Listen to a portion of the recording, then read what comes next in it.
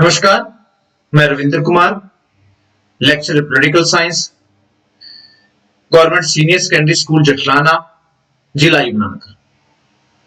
कक्षा 11 की राजनीतिक विज्ञान की पाठ्य पुस्तक है भारत का संविधान, सिद्धांत और व्यवहार। अध्याय 5 और अध्याय का नाम है विधायिका या लेजिस्लेचर। भाग 3 आज हम इसका करेंगे और भाग 3 में जो हमारे विषय होंगे वो होंगे कि संसद कानून कैसे बनाती है।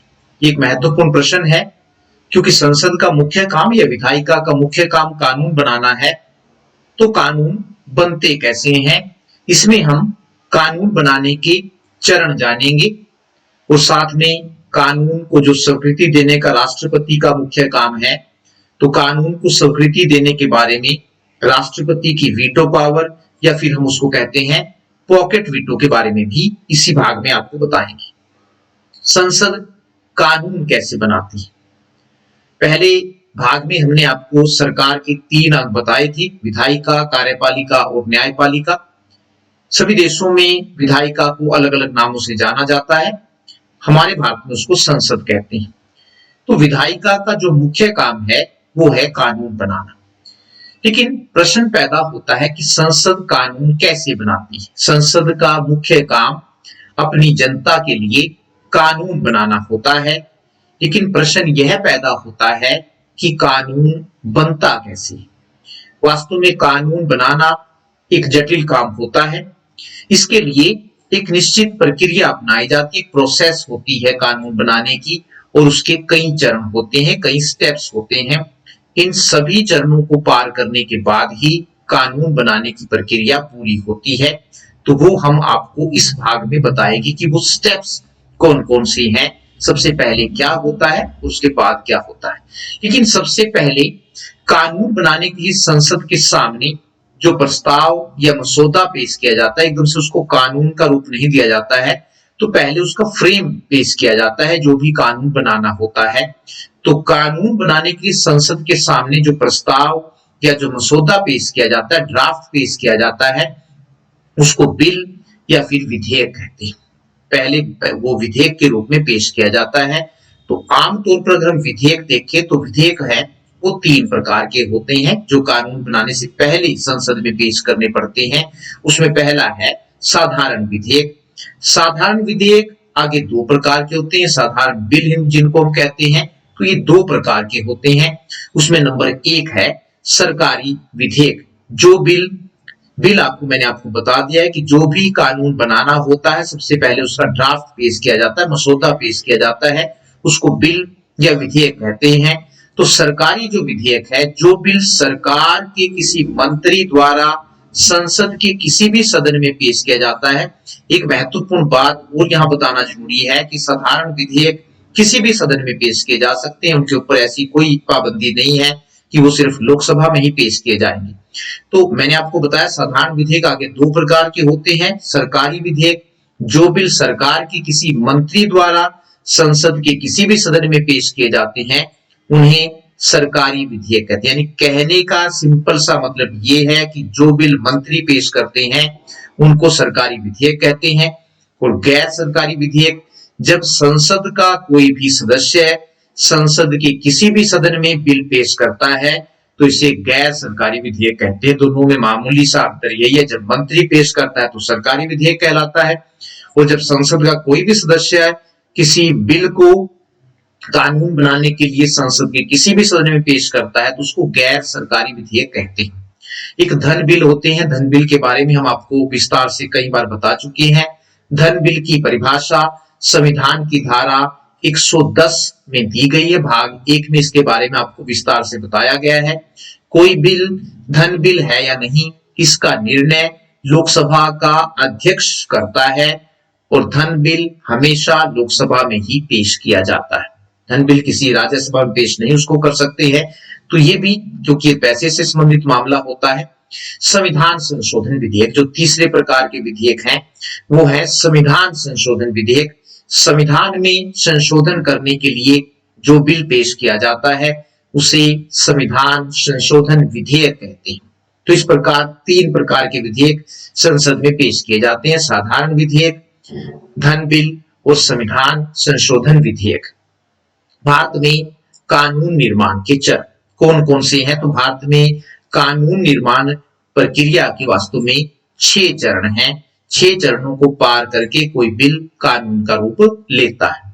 उसमें पहला है प्रथम चरण, जिसको हम प्रथम वाचन या फिर फर्स्ट रीडिंग कहते हैं। सबसे पहले ये पहला चरण आता है। साधारण बिल संसद के किसी भी सदन में पेश किया जा सकता है, ये हमने आपको बताया है। तो ऐसी कोई पाबंदी नहीं है कि उसे लोग, सिर्फ धन बिल एक ऐसा बिल है जो हमेशा लोकसभा में पेश किया जाता है। बाकी जो दूसरे विधेयक हैं, चाहे वो सामान्य विधेयक है या फिर साधारण विधेयक जिसको हम कहते हैं, फिर संविधान में संशोधन का विधेयक है, वो संसद के किसी भी सदन में पेश किए जा सकते हैं। वैसे तो संसद का कोई भी सदस्य बिल पेश कर सकता है, लेकिन देखने में आया है कि ज्यादातर बिल मंत्रियों द्वारा पेश किए जाते हैं। इसका कारण यह है कि जो बिल मंत्रियों द्वारा पेश नहीं किए जाते हैं, उन्हें मंत्रिमंडल का समर्थन नहीं मिलता है, इसलिए उनके पास होने की संभावना कम होती है, क्योंकि बहुमत मंत्रिमंडल के साथ होता है। तो ज्यादातर जो बिल है कानून बनाने के, वो सरकार ही पेश करती है, क्योंकि सरकार का लोकसभा में बहुमत होता है। जो गैर सरकारी विधेयक होते हैं, जो अन्य सदस्यों द्वारा पेश किए जाते हैं, उनके पास होने की संभावना कम होती है, क्योंकि उनको सरकार का समर्थन प्राप्त नहीं होता है। कानून बनाने का बिल जिस भी सदन में पेश करना होता है, उसके लिए कम से कम 1 महीना पहले, अगर आप ये नहीं है कि उसी दिन उसको पेश करेंगे, तो कम से कम 1 महीना पहले उस सदन को इसकी सूचना देना जरूरी होता है। सदन के काम को देखते हुए जो अध्यक्ष है, वो उस बिल को पेश करने के लिए एक तारीख निश्चित करता है। पहले देख लेता है कि किस दिन उस बिल को पेश किया जाएगा, तो एक तारीख पहले से ही निश्चित कर दी जाती है कि फलाने सदस्य को इस दिन अपना बिल पेश करने की अनुमति दी जाएगी। उस निश्चित तारीख को सदन का सदस्य जिसने बिल पेश करना था, सदन में बिल पेश करने की आज्ञा मांगता है। जब वह बिल को पेश करता है, तो यह कहता है, माननीय अध्यक्ष महोदय, मैं 3 तलाक बिल को हम ले लेते हैं कि 3 तलाक विधेयक जो है संसद में पास करवाना है। इसका एग्जाम्पल हम लेकर चलते हैं, तभी आपकी समझ में आएगा। तो जब भी जिस भी सदस्य को वो सदन में बिल पेश करना होता है, तो वह अपने स्थान पर उठता है और यह कहता है, माननीय अध्यक्ष महोदय, मैं 3 तलाक विधेयक 2021 को पुनः स्थापित, पेश नहीं करना होता, उसमें एक शब्द है उसके लिए जो बोलना होता है, पुनः स्थापित करने की अनुमति के लिए पेश करता हूं। तो इस प्रकार से बिल संसद में के किसी भी सदन में पेश किया जा सकता है। इसके बाद अध्यक्ष संसद सदस्यों से बिल को पेश करने की अनुमति मांगता है। संसद में कोई भी बिल जब पेश किया जाता है, तो अध्यक्ष ये पूछता है कि कितने सदस्य कहते हैं कि बिल को पेश किया जाए, वो हाँ कहे, और कितने सदस्य कहते हैं कि बिल को पेश नहीं किया जाए, वो ना कहे। हाँ और ना में जवाब होता है। तो इसके बाद जो अध्यक्ष है, वो संसद सदस्यों से बिल को पेश करने की अनुमति मांगता है, हाँ और ना जानने की कोशिश करता है। आमतौर पर यह स्वीकृति मिल जाती है, क्योंकि मंत्रिमंडल का संसद में बहुमत, क्योंकि अगर सरकार ने पेश किया है तो उसका हाँ होना जरूरी है, तो मंत्रिमंडल का संसद में बहुमत होता है। सदन की आज्ञा मिल जाने के बाद बिल पेश करने वाला सदस्य जिसने वो बिल पेश किया था, उस विधेयक का सिर्फ शीर्षक पढ़ता है और कुछ नहीं, सिर्फ जो शीर्षक होता उसके बाद बिल को भारतीय गजट में छाप दिया जाता है और जो बिल की कापियां हैं वो सदस्यों में बांट दी जाती है। तो ये बिल को पेश करने की, संसद की किसी भी सदन में पेश करने की प्रक्रिया है। दूसरा चरण, जिसको हम कहते हैं द्वितीय वाचन या सेकंड रीडिंग, इस अवस्था में बिल पेश करने वाला सदस्य 3 प्रस्तावों में से, उसके सामने 3 विकल्प होते हैं, 3 प्रस्ताव होते हैं, 3 प्रस्ताव में से किसी एक प्रस्ताव को पेश कर सकता है। तो 3 प्रस्ताव कौन कौन से हैं? बिल को विचार के लिए चयन समिति या फिर दोनों सदनों की संयुक्त समिति के पास भेजा जाए। जो भी बिल को पेश करता है, तो वो 3 प्रस्ताव में से जब पहले पेश किया जाता है, जो सेकंड रीडिंग होती है, उसमें 3 विकल्प उसके पास होते हैं। बिल को विचार के लिए चयन समिति या दोनों सदनों की संयुक्त समिति के पास भेज दिया जाए, या वो ये कह सकता है, या फिर दूसरे उसमें दलित प्रस्ताव में बिल पर तुरंत विचार किया जाए, और एक और प्रस्ताव उस पर बिल पर जनता की राय जानने के लिए प्रकाशित किया जाए। तो ये 3 प्रस्ताव उसके पास होते हैं, इनमें से वो किसी एक को चुन सकता है। यदि बिल को विचार के लिए चयन समिति या दोनों सदनों की संयुक्त समिति के पास भेजा जाता है, तो समिति बिल का गहराई से अध्ययन करती है और अपनी रिपोर्ट सदन के सामने पेश करती है। अगर ऐसा होता है कि बिल को चयन समिति या फिर दोनों सदनों की संयुक्त समिति के पास भेज दिया जाता है, तो बिल पर जो है समिति जो है पूर्ण रूप से विचार करती है और अपनी रिपोर्ट उस सदन के सामने पेश करती है। सदन समिति की रिपोर्ट को स्वीकार भी कर सकती है और अस्वीकार भी कर सकती है। इसके बाद बिल पेश करने वाला सदस्य बिल पर विचार विमर्श के लिए सदन की अनुमति मांगता है। जब ये सारा का सारा बिल पर विचार हो जाता है, तो बिल पर क्योंकि संसद में ही विस्तार से विचार विमर्श होगा, तो विचार विमर्श के लिए सदन की अनुमति मांगता है। जब वह अनुमति मांगता है, तो फिर वह अपने स्थान पर खड़ा होता है और कहता है, माननीय अध्यक्ष महोदय, मैं आपके माध्यम से यह प्रस्ताव करता हूं कि 3 तलाक, क्योंकि 3 तलाक का हमने एग्जाम्पल लेकर चल रहे हैं, ये बिल हमने पास करवाना है संसद से, तो सदन से, तो मैं आपके माध्यम से यह प्रस्ताव करता हूं कि 3 तलाक विधेयक 2021 पर विचार किया जाए। तो इस प्रकार से विचार करने के लिए वो सदन की अनुमति मांगता है। बिल पर विचार विमर्श की अनुमति मिल जाने के बाद फिर वही अध्यक्ष जी खड़े कहेंगे कि कितने कहते हैं कि बिल पर विचार किया जाए, वो हाँ कहे, और कितने कहते हैं कि बिल पर विचार ना किया जाए, वो ना कहें। हाँ वालों का क्योंकि बहुमत होता है, सरकार का बहुमत होता है, तो आमतौर पर बिल पर विचार विमर्श की अनुमति मिल जाती है। तो बिल पर विचार विमर्श की अनुमति मिल जाने के बाद बिल की प्रत्येक धारा पर बारीकी से विचार किया जाता है। बिल के समर्थक, सरकार ही उसके समर्थक होती है क्योंकि सरकार ने ही पेश किया होता है, तो बिल के समर्थक बिल के पक्ष में भाषण देते हैं, जबकि बिल का विरोध करने वाले बिल की आलोचना करते हैं और उसकी बुराइयों को सदन के सामने रखते हैं। तो दोनों पक्ष वाले और विपक्ष वाले बिल के विपक्ष में अपने विचार रखते हैं, और पक्ष वाले जो सत्ता पक्ष के होते हैं वो पक्ष में अपने विचार रखते हैं कि क्यों बिल को पास करना जरूरी है। इस दौरान बिल की प्रत्येक धारा पर सदन में व्यापक चर्चा होती है। संशोधन संबंधी अनेक प्रस्ताव भी पेश किए जाते हैं। जो विरोधी वाले हैं वो संशोधन चाहते हैं, उसमें इस धारा में बदलाव किया जाए। तो जिन संशोधनों को स्वीकार कर लिया जाता है, जिन पर मंत्री मान जाते हैं कि इसमें सही है, तो जिनको स्वीकार कर लिया जाता है वे विधेयक में के या अंग बन जाते हैं, विधेयक में जोड़ दिए जाते हैं। उसके बाद आता है विधेयक का तीसरा चरण या फिर तृतीय वाचन, थर्ड रीडिंग। इसमें यह एक सदन में बिल के पास होने की अंतिम अवस्था है, लास्ट स्टेज है जहां पर यह बिल पास होता है। दूसरे वाचन तक बिल की गहराई से जांच हो जाती है क्योंकि उस पर व्यापक, हर धारा पर सदन के जो सदस्य हैं वो व्यापक विचार विमर्श करते हैं। तो बिल पर गहराई से उसकी जांच हो चुकी होती है, इसलिए इस अवस्था में बिल की प्रत्येक धारा पर विस्तार से विचार नहीं किया जाता है, बल्कि बिल के सामान्य सिद्धांतों पर ही विचार होता है और उसकी भाषा की त्रुटियों को दूर किया जाता है। क्योंकि जो दूसरा वाचन था, सेकंड रीडिंग थी, उसमें बिल की प्रत्येक धारा पर विस्तार से विचार विमर्श किया जाता है। हर धारा की कमियां और विरोधी पक्ष के लोग बताते हैं, सत्ता पक्ष के लोग उनकी अच्छाइयां बताते हैं।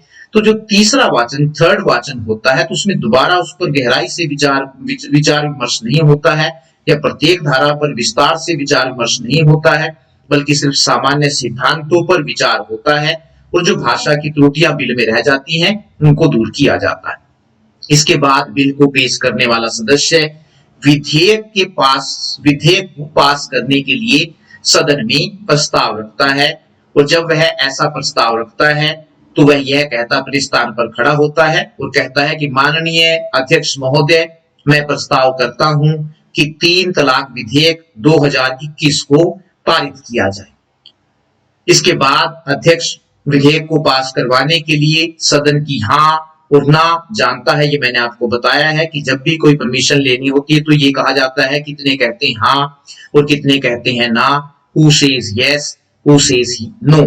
तो इसी प्रकार जब बिल को पारित करने की बात आती है तो अध्यक्ष फिर वो यही पूछता है कितने कहते हैं हाँ और कितने कहते हैं ना। हाँ और ना जानता है, यदि हाँ कहने वाले ज्यादा होते हैं तो विधेयक पास हो जाता है, और यदि ना कहने वाले ज्यादा होते हैं तो विधेयक रद्द हो जाता है। इस प्रकार से उसको बिल को पास करने का तरीका होता है। चौथा चरण है विधेयक को दूसरे सदन में भेजना। अब ये पहले सदन की प्रक्रिया पूरी हुई है, क्योंकि हम पीछे आपको बता चुके हैं कि कोई भी कानून बनाना होता है तो लोकसभा राज्यसभा के साथ मिलकर कानून बनाती है, अर्थात उसमें दोनों सदनों का महत्वपूर्ण योगदान होता है। तो जो चौथा चरण है वो है विधेयक को दूसरे सदन में भेजना। जब विधेयक एक सदन में पास हो जाता है तो उसे दूसरे सदन के पास भेजा जाता है। यहाँ पर बिल को दोबारा उन्हीं अवस्थाओं से गुजरना पड़ता है जिन अवस्थाओं से वह पहले सदन में गुजरा था, अर्थात सबसे पहले वहां पर भी जब दूसरे सदन में जाता है प्रथम वाचन फर्स्ट रीडिंग होती है, फर्स्ट रीडिंग के बाद द्वितीय वाचन सेकंड रीडिंग होती है, उसके बाद तृतीय वाचन थर्ड रीडिंग होती है, जो हम आपको यहाँ पर पहले से बता चुके हैं कि प्रथम वाचन में क्या होता है, द्वितीय वाचन में क्या होता है और तृतीय वाचन में क्या होता है। तृतीय वाचन जो है बिल को पास करने की अंतिम अवस्था है। यदि दूसरा सदन बिल को उसी प्रकार से पास कर दे जैसे पहले सदन ने पास किया था तो उसे राष्ट्रपति की अनुमति के लिए भेज दिया जाता है। अगर दूसरा सदन भी उसको वैसा का वैसा जैसा पहले सदन ने पास किया है उसको ऐसे ही पास कर दे, तब उसको राष्ट्रपति की अनुमति के लिए भेज दिया जाता है। पांचवा चरण भी आता है और पांचवा चरण है गतिरोध की अवस्था में संयुक्त बैठक। ये कब आता है?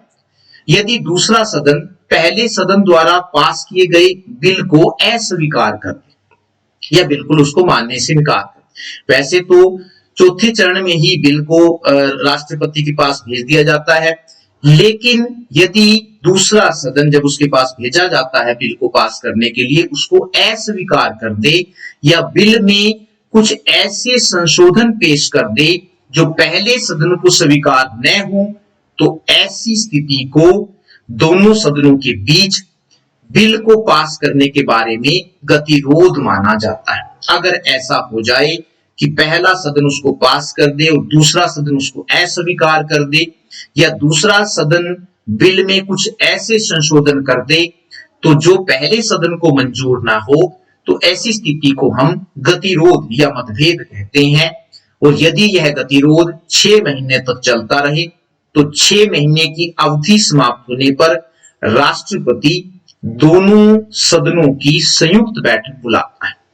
इस बैठक की अध्यक्षता लोकसभा का अध्यक्ष करता है। संयुक्त बैठक जो है वो राष्ट्रपति बुलाता है, लेकिन बैठक की जो अध्यक्षता है वो लोकसभा का स्पीकर करता है। यहाँ राज्यसभा का जो सभापति होता है इस बैठक की अध्यक्षता नहीं कर सकता। ये संविधान में ऐसा प्रावधान किया गया है।